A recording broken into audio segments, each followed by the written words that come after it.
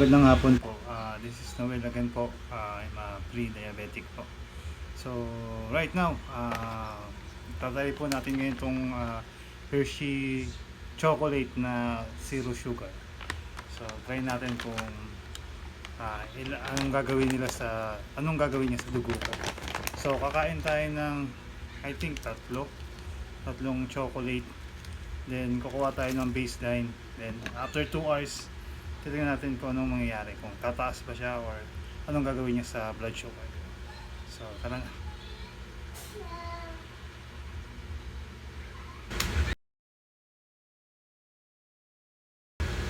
Yun. Ang baseline natin is 125.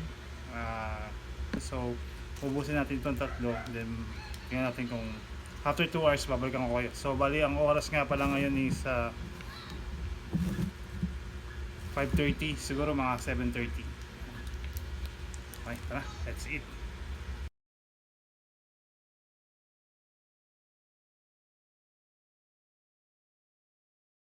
Yun po, no? So, almost 2 hours na rin po. Simula na kumain tayo ng Hershey chocolate na dark chocolate na zero sugar.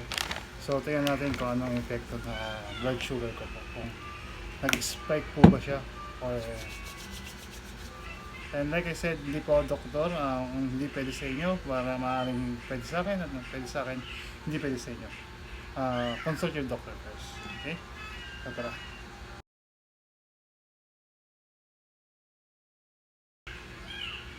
Yun, so from 125 naging 113 siya ng 2 hours po. 2 hours bago nung simula na clinic natin yung Hershey zero sugar. So bumaba po siya, hindi po siya tumaas within 2 hours. So thank you very much po.